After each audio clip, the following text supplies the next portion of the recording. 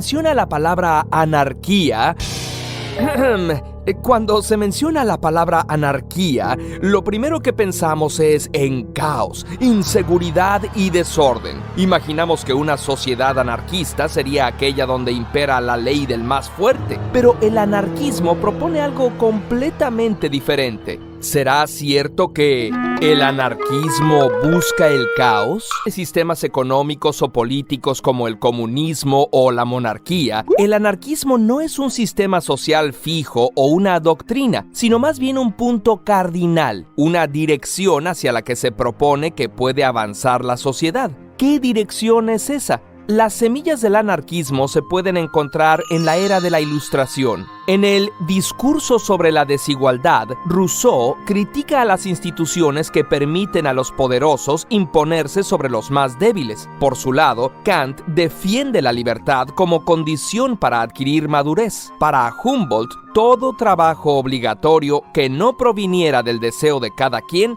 es enajenante. Con la libertad como condición, todo campesino y artesano puede elevarse a artista, amará su trabajo, lo mejorará con su creatividad y eso cultivará su intelecto y exaltará su placer. La dirección es la libertad. Las ideas de los ilustrados fueron tomadas, pervertidas, diría Chomsky, para justificar el liberalismo capitalista. La aristocracia no tenía por qué mandar sobre el resto de la sociedad. Debía haber libertad de emprendimiento. Pero hubo quien notó que con el capitalismo las cosas no habían mejorado tanto. Pierre-Joseph Proudhon, uno de los padres del anarquismo, consideraba que, mientras los medios de producción estuvieran en manos privadas, persistiría la explotación de los débiles por parte de los fuertes. En su libro La conquista del pan, Piotr Kropotkin expone cómo el capitalismo prospera gracias a la pobreza y le conviene que siga existiendo. Piensa en dos personas prácticamente iguales, pero una de ellas heredó tierras y la otra no. El dueño de las tierras puede darle trabajo al otro, que no tendrá más opción que aceptar o morir de hambre. El dueño le paga lo suficiente al trabajador para que siga viviendo y trabajando, pero vende el producto de las tierras y del trabajo del otro, lo cual le permite acumular capital y adquirir más tierras. La desigualdad es cada vez mayor y el poder de unos sobre los otros crecerá.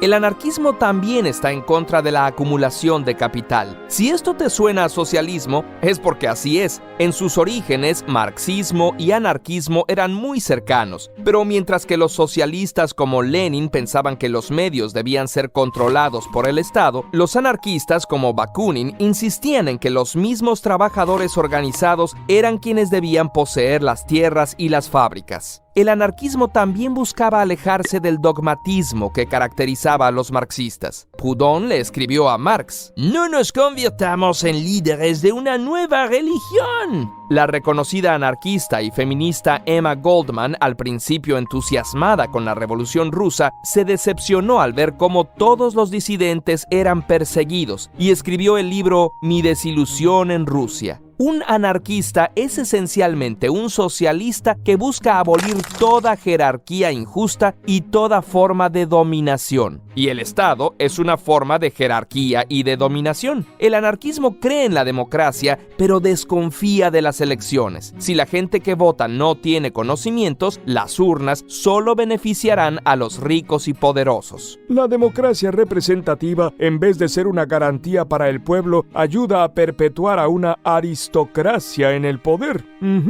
El anarquismo, entonces, no pugna por el desorden, sino, como decía el ruso Volin, por un orden que no sea impuesto por la fuerza desde arriba, sino acordado libremente, socialmente y desde abajo. Los trabajadores no deberían someterse al Estado, sino ser el Estado mismo. Entonces, si el anarquismo sostiene ideales de libertad, equidad, cooperación y justicia, ¿por qué no ha prosperado? Hay varios motivos. Uno es que sus ideas son consideradas demasiado radicales, tanto por capitalistas como por socialistas. El anarquismo busca desmantelar toda jerarquía impuesta. No se salvan ni siquiera aquellas que los liberales consideran consideran benéficas. Por ejemplo, cosas que vemos muy normales como el trabajo asalariado son consideradas como esclavitud del salario por el anarquismo. A través de instrumentos como la deuda se está forzando a la gente a trabajar. Otro cuestionamiento que se le hace al anarquismo es su preferencia por la acción directa. Como crear un partido político y ocupar puestos de poder sería contradictorio para los anarquistas, estos buscan actuar desde fuera de la institucionalidad,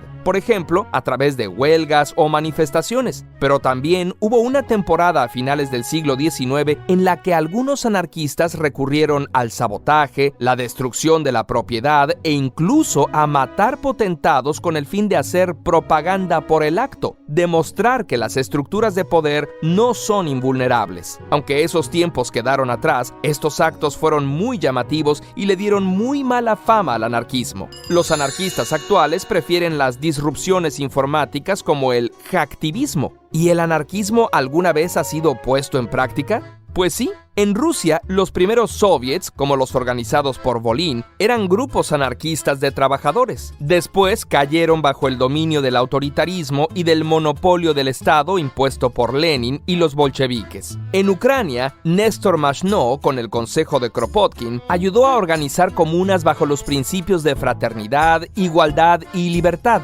Formó un ejército guerrillero de voluntarios que resistió a la invasión austríaca alemana y después enfrentó a la misma Unión Soviética, resistiendo por muchos años. En Italia, inspirados por las ideas de Enrico Malatesta y de Antonio Gramsci, grupos de trabajadores tomaron el control de las fábricas hasta inicios de los años 20. En España, basándose en un comunalismo rural, en los años 20 se formaron comunidades donde no existía el dinero. La renta, la electricidad y el auxilio médico eran gratuitos y la sociedad ya no se dividía entre trabajadores manuales e intelectuales. Todos trabajaban y dedicaban tiempo a la educación y las artes. Incluso la producción aumentó, aunque para 1938 cayeron ante los embates tanto de los fascistas como de los comunistas. Emma Goldman escribió que su legado perdura al demostrar que es posible la colectivización de la tierra y de la industria. En México, los hermanos Ricardo y Enrique Flores Magón, anarquistas, escribieron el periódico Regeneración, que inspiró el surgimiento de la Revolución Mexicana.